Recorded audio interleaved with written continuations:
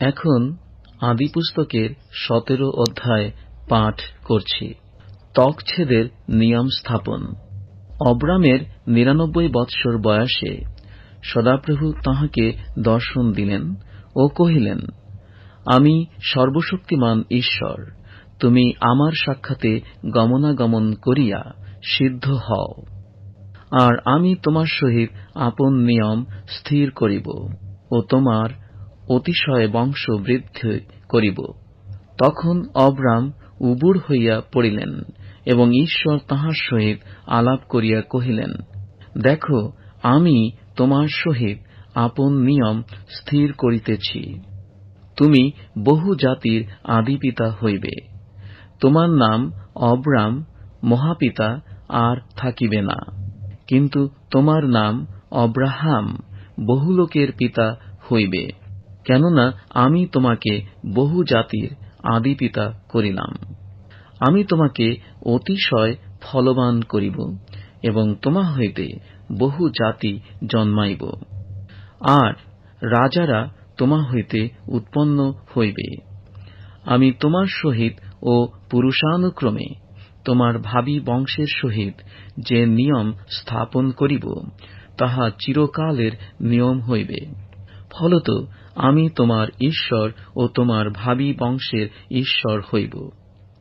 আর তুমি এই যে কনান দেশে প্রবাস করিতেছ, ইহার সমুদয় আমি তোমাকে ও তোমার ভাবী বংশকে চিরস্থায়ী অধিকারার্থে দিব, আর আমি তাহাদের ঈশ্বর হইব।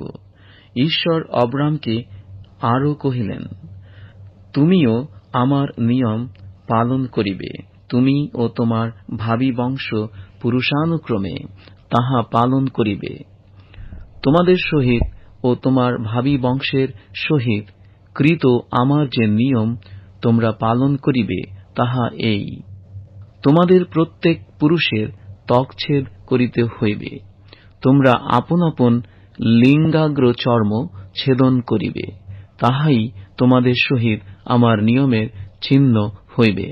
পুরুষানুক্রমে তোমাদের প্রত্যেক পুত্র সন্তানের 8 দিন বয়সে ত্বকছেদ হইবে, এবং যাহারা তোমার বংশ নয়, এমন পরজাতীয়দের মধ্যে তোমাদের গৃহে জন্ম হইয়াছে এমন লোক কিংবা মূল্য দ্বারা কৃত লোকেরও ত্বকছেদ অবশ্য কর্তব্য। আর তোমাদের মাংসে বিদ্যমান আমার নিয়ম চিরকালের নিয়ম হইবে।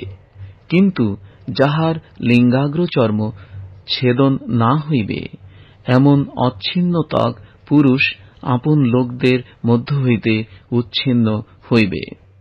সে আমার নিয়ম ভঙ্গ করিয়াছে। আর ঈশ্বর অব্রামকে কহিলেন, তুমি তোমার স্ত্রী সারিকে আর সারি বলিয়া ডাকিও না, তাহার নাম সারা রানী হইল। আর আমি তাহাকে আশীর্বাদ করিব, এবং তাহা হইতে এক পুত্র তোমাকে দিব। আমি তাহাকে আশীর্বাদ করিব, তাহাতে সে জাতিগণের আদিমাতা হইবে। তাহা হইতে লোকবৃন্দের রাজগণ উৎপন্ন হইবে। তখন অব্রাহাম উবুড় হইয়া পড়িয়া হাসিলেন, মনে মনে কহিলেন, 100 বর্ষ বয়স্ক পুরুষের কি সন্তান হইবে? আর 90 বৎসর বয়স্কা সারা কি প্রসব করিবে? পরে অব্রাহাম ঈশ্বরকে কহিলেন, ইশমায়েলই তোমার গোচরে বাঁচিয়া থাকুক। তখন ঈশ্বর কহিলেন, তোমার স্ত্রী সারা অবশ্য তোমার নিমিত্তে পুত্র প্রসব করিবে, এবং তুমি তাহার নাম ইসহাক হাস্য রাখিবে। আর আমি তাহার সহিত আমার নিয়ম স্থাপন করিব, তাহা তাহার ভাবী বংশের পক্ষে চিরস্থায়ী নিয়ম হইবে। আর ইশমায়েলের বিষয়েও তোমার প্রার্থনা শুনিলাম। দেখো, আমি তাহাকে আশীর্বাদ করিলাম, এবং তাহাকে ফলবান করিয়া তাহার অতিশয় বংশবৃদ্ধি করিব। তাহা হইতে 12 রাজা উৎপন্ন হইবে, ও আমি তাহাকে বড় জাতি করিব। কিন্তু আগামী বৎসরের এই ঋতুতে সারা তোমার নিমিত্তে যাহাকে প্রসব করিবে, সেই ইসহাকের সহিত আমি আপন নিয়ম স্থাপন করিব। পরে কথোপকথন সাঙ্গ করিয়া ঈশ্বর অব্রাহামের নিকট হইতে ঊর্ধ্বগমন করিলেন। পরে অব্রাহাম আপন পুত্র ইসমায়েলকে ও আপন গৃহজাত ও মূল্য দ্বারা কৃত সকল লোককে, অব্রাহামের গৃহে যত পুরুষ ছিল, সেই সকলকে লইয়া ঈশ্বরের আজ্ঞা অনুসারে সেই দিনে তাহাদের লিঙ্গাগ্র চর্ম ছেদন করিলেন।